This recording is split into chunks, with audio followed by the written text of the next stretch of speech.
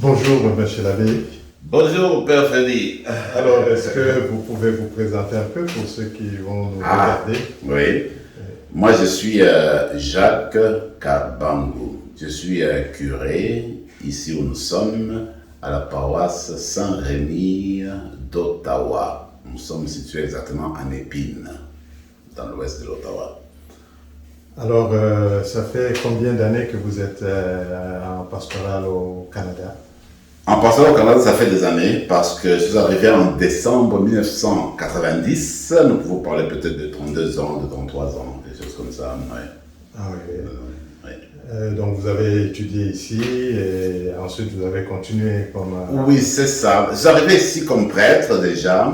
Alors, quand je suis arrivé, j'ai commencé mes études, disons la maîtrise en théologie à l'Université Saint-Paul d'Ottawa. Alors que je faisais la maîtrise, je me suis engagé déjà dans la pastorale ici au diocèse d'Ottawa à l'époque et j'étais déjà impliqué dans les paroisses. Donc ça fait autour de 30 ans, disons. Autour de 30 ans. Oui, je suis dans la pastorale. Oui. Alors, comment est-ce que vous trouvez la pastorale ici? En quoi consiste votre pastorale au Canada? Tu vois, moi quand je suis arrivé, ce qui était vraiment dans mon intérêt, c'était de faire ressortir la note de l'universalité de l'Église. Oui. Donc, pour dire qu'en fait, l'Église de Jésus-Christ est une Église composée de toutes les nations, de toutes les cultures de la terre, de tout le peuple de la terre. Alors, en exerçant mon ministère, j'ai toujours eu ce souci-là de ramener les gens à vivre ce que moi j'appelle la fraternité universelle, une fraternité qui est enracinée dans le message évangélique lui-même. Moi je crois que ça vraiment, ça a toujours été le souci, un de mes soucis, n'est-ce pas, dans ma pastorale. Alors aujourd'hui, avec l'influence du pape François et même avec ce qui se passe dans le monde entier concernant notre Église catholique, que je commence à me concentrer aussi davantage sur la mission. Oui, la mission, c'est-à-dire quoi? C'est-à-dire que dans notre Église, de plus en plus, nous constatons que la pratique baisse et qu'en fait, la mission ne consiste pas seulement à appeler les clergés ou les gens dans les congrégations qui ont cette charge-là de faire de la mission, mais en fait, c'est tout baptisé aujourd'hui qui doit être impliqué dans la mission. C'est-à-dire que là où nous vivons au jour le jour, nous sommes appelés à faire connaître et aimer Jésus-Christ. De plus en plus, il me semble maintenant, ma pastorale semble prendre cette orientation-là, par souci justement de faire connaître davantage le christianisme, le message évangélique dans notre propre milieu. C'est ça, en effet, quand on parle avec beaucoup de chrétiens, quand eux parlent de l'Église, en fait, ils font allusion souvent à la hiérarchie, n'est-ce pas? Donc pour vous, c'est l'Église, c'est ce peuple de Dieu qui doit être en marche pour pouvoir annoncer aussi l'Évangile à sa façon. Exactement, parce que en fait, quand on parle de l'Église ou quand on parlait de l'Église, on comprenait toujours, notamment le pape, les évêques, les cardinaux et puis les prêtres, dans tout le clergé. Alors, ce qu'on dit Église, c'est ce monde-là. Mais en réalité, l'Église, c'est le peuple de Dieu, comme Vatican II nous l'a appris, nous l'a rappelé, on devrait dire. Alors, le peuple de Dieu en marche, ça concerne et les évêques, et le clergé, et le peuple. Voyez-vous, le peuple, comme les baptisés, comme on appelle les laïcs. Alors, dans ce sens-là, moi, je me dis, l'Église, en fait, la grande majorité des laïcs doivent s'impliquer dans cette marche-là qui va vers, n'est-ce pas, qui va dans le monde en vue de proclamer l'Évangile, en vue de faire connaître Jésus-Christ. Donc, en fait, notre Église comme telle ne peut pas se réaliser sans le concours des baptisés comme tels. Donc tous les baptisés doivent se mettre en marche. Parce que finalement, l'Église, il y a toujours une référence d'accord à l'évêque, il y a une référence au prêtre d'accord, mais c'est dans le sens de s'embarquer ensemble dans la même mission en vue de faire connaître le nom de Jésus-Christ. Donc c'est tout le monde ensemble, si tu veux. J'ai constaté qu'ici au Canada, il y a une certaine diversité culturelle. C'est vraiment le carrefour des nations, surtout en ces temps-ci. Alors, votre paroisse, par exemple, comment est-ce que cette diversité se manifeste? Par exemple, tu as raison. Moi, ce que j'ai constaté ici au Canada, il y a vraiment une diversité, c'est vrai. Je me rappelle, parfois j'ai dit aux étudiants, parce que ça m'arrive d'aller dans les écoles, parfois je leur ai dit, écoutez, vous n'avez pas besoin de partir, n'est-ce pas, en Suisse, en France, en Italie. Vous n'avez pas besoin de vous rendre au Sénégal, de vous rendre au Congo, de vous rendre au Burundi, au Rwanda, etc. Parce que vous avez ce peuple-là ici déjà. Et même les gens qui viennent du Moyen-Orient, ont des restaurants, leur centre culturel ici. Donc, on peut tout rencontrer ici. Donc, on n'a pas besoin de prendre l'avion pour aller ailleurs. Mais en fait, l'Afghanistan, tu peux rencontrer l'Afghanistan ici. Tu peux rencontrer, n'est-ce pas, le Moyen-Orient ici. Tu vois? En ce sens, il y a vraiment une diversité. Alors, quand je regarde dans ma paroisse ici, moi, c'est la première fois dans mon expérience ici canadienne que je vis dans une paroisse, c'est vrai, où je trouve des Canadiens français, évidemment, qui viennent aussi du Québec, qui viennent de Sudbury, donc du nord de l'Ontario, qui viennent de la région d'Ottawa, qui viennent du Québec, c'est vrai, il y en a. Alors, moi, c'est la première fois que je commence à voir aussi dans une paroisse où il y a un groupe d'Africains, mais qui sont venus de plusieurs pays africains. Tu as des Béninois dans ma paroisse, tu as des Burundais, tu as des Rwandais, tu as des Togolais, tu as des Camerounais. Alors, tu as vraiment presque toutes les nations, n'est-ce pas, de l'Afrique. Ça, c'est impressionnant. Évidemment, il ne faut pas oublier qu'il y a aussi un groupe d'Haïtiens ici. Oui, donc, aussi, déjà ici, que j'ai rencontré ici bien avant. Donc, il y a cette réalité-là que nous constituons, en fait, moi je dirais une petite nation unie dans la paroisse ici. Alors c'est pourquoi c'est dans ce cadre-là que moi je me dis, en fait, c'est un appel évangélique que toutes les cultures, toutes les races, toutes les nations qui se rencontrent dans une paroisse apprennent justement à communier, à vivre ensemble et à porter le témoignage, ce que moi j'appelle encore la fraternité universelle, de vivre comme frères et sœurs et venant d'origines différentes. Et puis de refléter cela dans notre manière de faire l'apostolat, dans notre manière de faire le témoignage ici où nous vivons, dans notre environnement, pour que les gens sachent, voient que en fait, les personnes qui sont disciples de Jésus, qui sont venues des origines différentes, sont venues de cultures différentes, des races différentes, peuvent être ensemble, peuvent faire famille. Voilà, moi je trouve que c'est important comme témoignage d'une paroisse catholique aujourd'hui ici à Ottawa. L'abbé Jacques et moi, nous nous sommes rencontrés dans un centre de jeunes à Lubumbashi il y a plus de 40 ans. Et la question que j'aimerais lui poser maintenant, concerne la jeunesse. Alors, comment est-ce que vous voyez la jeunesse dans l'Église du Canada aujourd'hui? Est-ce qu'elle est là? Est-ce qu'elle est engagée? Est-ce qu'elle se sent responsable de son église, comme nous à l'époque à Saint-Martin, à Lubumbashi? C'est une très très bonne question. Moi je crois que les jeunes aujourd'hui ont besoin d'être encadrés pour justement qu'on leur redonne la signification de l'église aujourd'hui, parce que je dois dire que d'une manière générale, elle semble être absente dans nos activités pastorales, dans notre vie ecclésiale, dans notre vie paroissiale. Alors moi je trouve que une des missions de chaque paroisse ici en Ontario, ici au Canada, et même plus spécifiquement à Ottawa, ici, il me semble que chaque paroisse devrait s'impliquer dans la pastorale de la jeunesse, c'est-à-dire dans le sens de aller à la rencontre des jeunes. Plusieurs fois j'ai échangé avec quelques prêtres, avec quelques amis. Aujourd'hui, il ne va pas s'agir ici à la paroisse de croiser les bras et d'attendre que les jeunes viennent à nous. Nous devons faire tout ce qui est à notre pouvoir pour aller vers eux et leur apporter justement le noyau de l'évangile.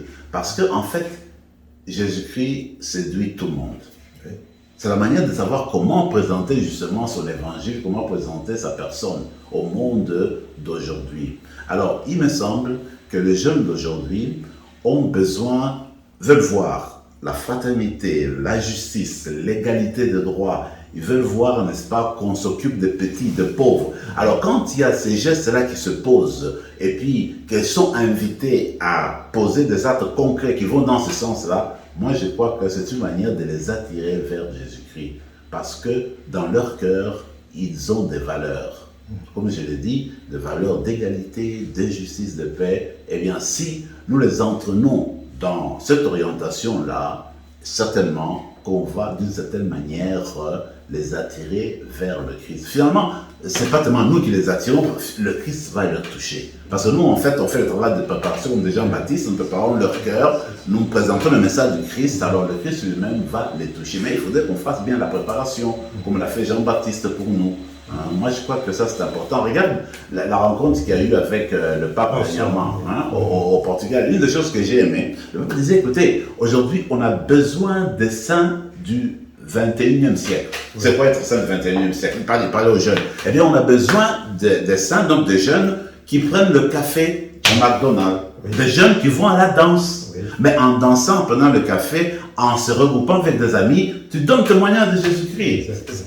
C'est pas contradictoire, c'est pas opposé. Donc, tu vas danser avec tes amis, et puis tu vois des gâchettes, tu as ton téléphone cellulaire, tu as tes émissions à suivre, tu fais tout ça, tu vois des films, mais dans tout ça, au centre, il y a Jésus-Christ. C'est pas contradictoire. Donc, être saint aujourd'hui, de ce jour-ci, c'est cela. N'est-ce pas? Aller au McDonald's, tu prends un bon hamburger, tu prends de liqueur, tu causes avec des amis, mais Jésus-Christ est au centre. Alors, c'est un peu cela, moi, je trouve. Ouais. Et je vois que beaucoup de ces jeunes entendent les messages de ceux qui annoncent la mort de l'Église. Hein, en se référant souvent aux scandales qui se sont passés ici et ailleurs, en se disant que voilà, l'Église c'est fini, peut-être qu'on l'aura sous une autre forme. Alors, qu'est-ce que vous en pensez? Est-ce que l'Église va disparaître au Canada? Non, moi je ne pense pas. Moi, je ne pense pas que l'Église puisse disparaître au Canada ni ailleurs. Parce que d'abord, problème de foi, que le Seigneur Jésus nous a dit, bien, je suis avec vous jusqu'à la fin des temps. Et que l'Église, en fait, c'est l'Église de Dieu dans le sens que ça n'appartient pas aux êtres humains, c'est pas une affaire fabriquée par les hommes et les femmes. En fait, l'Église provient, n'est-ce pas, de Dieu lui-même, de la main de Dieu, ça c'est sûr. Mais maintenant, après avoir dit cela, nous avons notre rôle à jouer, nous autres, les membres de l'Église. C'est-à-dire que nous devons veiller et faire de sorte que notre Église reflète toujours les valeurs évangéliques. Alors, parce que si nous reflétons les valeurs évangéliques, vraiment, à ce moment-là, eh bien, on va aller au-delà des scandales, on va aller au-delà des choses qui choquent, au-delà des choses, n'est-ce pas, qui repugnent, qui vont, n'est-ce pas, éloigner les jeunes de chez nous. Alors, ce que les jeunes veulent, en fait, ce que tout le monde veut, ce sont des exemples concrets, des témoignages concrets, de fidélité à la parole de Jésus. En fait, de vivre l'évangile. Et l'évangile, ça se vit au quotidien, dans les petites choses. J'aime beaucoup la référence de Sainte Thérèse, n'est-ce pas, de l'enfant Jésus qui disait, en fait, c'est dans les petites choses que Dieu nous appelle à rendre des témoignages. Quand tu sers du café, tu accueilles quelqu'un, tu souris à quelqu'un, des petites choses. Alors moi, il me semble qu'il ne faut pas chercher des choses grandioses dans notre Église si nous voulons vraiment faire ressortir le témoin de Jésus-Christ.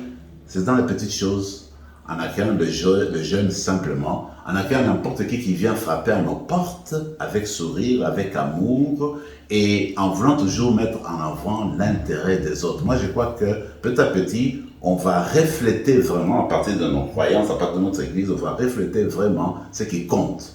Le fond de l'Évangile, l'amour pour Dieu, l'amour pour le prochain. Alors, qu'est-ce que nous pouvons dire à tous ces croyants qui essaient de faire quelque chose pour leur Église? Est-ce que l'engagement des laïcs dans l'Église a encore un sens? Est-ce que dans votre paroisse, vous souhaitez que des chrétiens s'engagent un peu plus? Qu'est-ce que vous en pensez? Oui, non, moi je trouve que c'est une très bonne question. Moi je me dis, en fait, il y a toujours l'espérance. Quand on s'engage dans l'Église et qu'on essaye de produire des fruits évangéliques, eh bien, il faut continuer à le faire. Parce que quand on produit des fruits évangéliques, même si nous ne voyons pas comment ces fruits-là vont s'épanouir, il faut quand même garder confiance que nous avons fait notre devoir et nous continuons. Il faut être comme Siméon. Alors Siméon, voilà, eh bien, il a vu le Fils de Dieu, il a vu, maintenant j'ai vu le Fils de Dieu, je l'ai porté dans mes bras, bon maintenant je peux partir. Est-ce qu'il a vu comment Jésus a grandi? Est-ce qu'il a vu comment Jésus est mort sur la croix? Non. Mais toujours est-il qu'il a vu un des fruits, n'est-ce pas, du salut. Alors nous autres là, le Seigneur nous donnera de voir ce qu'on peut voir. Oui. Alors il faut seulement avoir confiance, savoir que le fruit que nous avons produit, l'engagement que nous faisons dans nos paroisses, même si ce n'est pas à 100%, n'est-ce pas, parfait, mais certainement qu'il y a un fruit qui est en train de sortir là, de germer, et puis à un moment donné, bien, ça va grossir, et puis ça va se multiplier, ça sera... Alors moi, j'encourage toutes les personnes qui sont engagées à aller de l'avant et à toujours compter, s'appuyer sur le Seigneur lui-même, parce qu'en fait, finalement, c'est pas nous qui faisons vraiment le gros du travail. En dessous, quelque part, il y a la main du Seigneur qui continue à nous aider, qui continue à produire et puis à faire l'essentiel. Donc oui, moi j'encouragerais beaucoup les gens aujourd'hui dans nos paroisses à continuer à faire du bien, à s'engager dans les bénévolats, à appuyer leurs curés et à aller de l'avant pour construire la société nouvelle pour le bien du monde meilleur, ça c'est sûr. Ouais. En parlant d'engagement, j'ai un souvenir à évoquer en témoignage. Hein. Ouais. La première fois que j'ai rencontré le séminariste Jacques Kabangou, c'était dans ma paroisse, c'était encore en quelle année? Ben mon Dieu, et ça c'était en 1980? 80. En 80, j'étais encore à l'école secondaire. Et voilà, on allait à un pique-nique. Tout à fait. Hein, tout à fait. Alors, je suis resté en arrière avec Jacques et Irène. Oui, je m'appelle Irène. Oui, et on a causé. Moi, c'était la première fois que je mettais les pieds à la paroisse. Et Jacques a su me convaincre qu'il faut fréquenter la paroisse, tu trouveras d'autres jeunes. Il y a une bibliothèque, comme tu aimes lire, tu liras. Et beaucoup de choses dans ce sens-là, ce qui fait que je suis resté attaché à cette paroisse. Il a fini son stage et j'y suis resté. Et lui, il a été ordonné prêtre. Et après quelques années, moi aussi, je me suis engagé dans cette voie. Et il est parti aux études, on ne s'est pas revu. C'est plus de 40 ans après que je suis venu le trouver à la paroisse Saint-Rémy à Ottawa.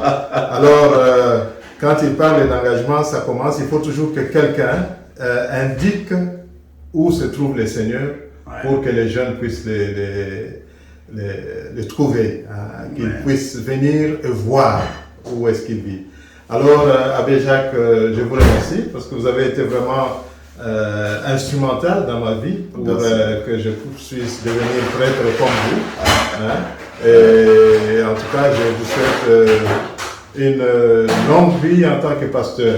Voilà. Merci beaucoup. Bon, moi aussi, de même, je souhaite beaucoup de bonnes choses, n'est-ce pas, dans ton ministère, hein, le bien que tu vas faire bientôt à Montréal, dans le centre africain, qui est une très bonne chose. Comme c'est le 15 août aujourd'hui, alors on remercie, n'est-ce pas, le Seigneur pour la Vierge qui a fait son magnificat après avoir s'être rendu compte combien le Seigneur l'avait soutenu, aidé dans sa vie. Et de remercier Dieu, nous aussi, notre rencontre, le fait que le Seigneur nous appelle à devenir prêtre et qu'aujourd'hui on se rencontre après 40 ans, on fait le magnificat, on dit merci au Seigneur, n'est-ce pas, parce qu'il a fait de bonnes choses pour nous, hein, de la manière de la Vierge. Hein, c'est ça. Merci à vous tous qui nous avez regardés, soyez bénis de Dieu. Merci, beaucoup de bénédictions. Merci.